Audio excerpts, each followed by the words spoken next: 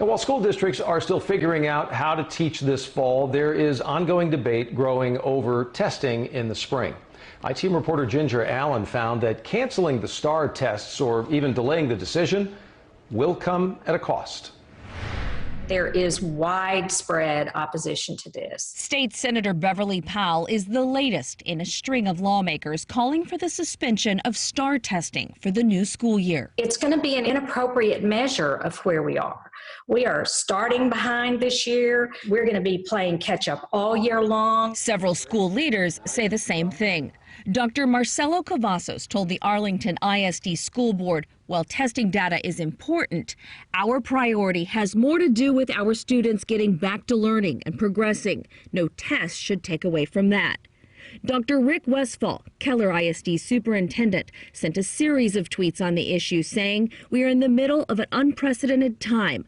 Our teachers and students need to be focused on the business of learning as well as providing a space for physical and emotional safety." The last thing we need to do is add the stress of STAAR to that environment. The Texas State Teachers Association and the Texas PTA have released similar statements, but not everyone agrees. We have months to figure that out. Texas House Speaker Dennis Bonnen says districts need to stop worrying about the spring and focus on the next few weeks. I'm offended that while we're trying to figure out how to have teachers safe, how to have kids safe, how to get them back to learning, we're obsessing over a test that isn't even given until April. Governor Abbott echoed that sentiment during a recent interview with CBS 11. We will not start canceling things before the school year even begins, Jack. We need to allow the school year to begin first, see how it progresses, see how the COVID-19 situation progresses. But the I-Team has learned waiting to make that call could come at a cost.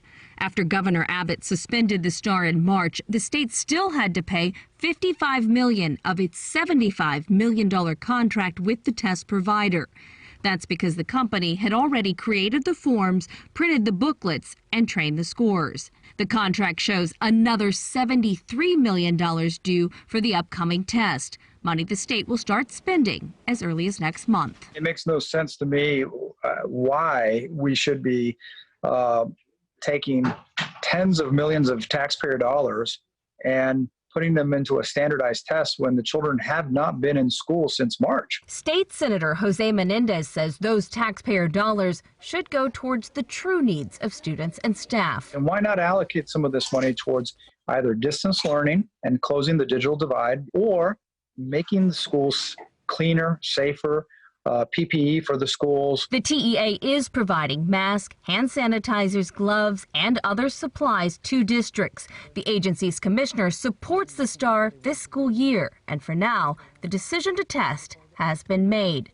But the debate over whether that should happen continues. TEA Commissioner Mike Morath declined our repeated request for an interview. A TEA spokesman did tell us the state will save some money by using the 2020 test for the 2021 year, but the TEA would not tell us how much it will save. We have also learned the districts will be allowed to do the testing online this year if they choose. I'm Ginger Allen, CBS 11 News. Well, the CBS 11 I-Team always available to answer your questions and listen to your ideas. It's best to get in contact with them through email. It's real quick, iteam@ktvt.com.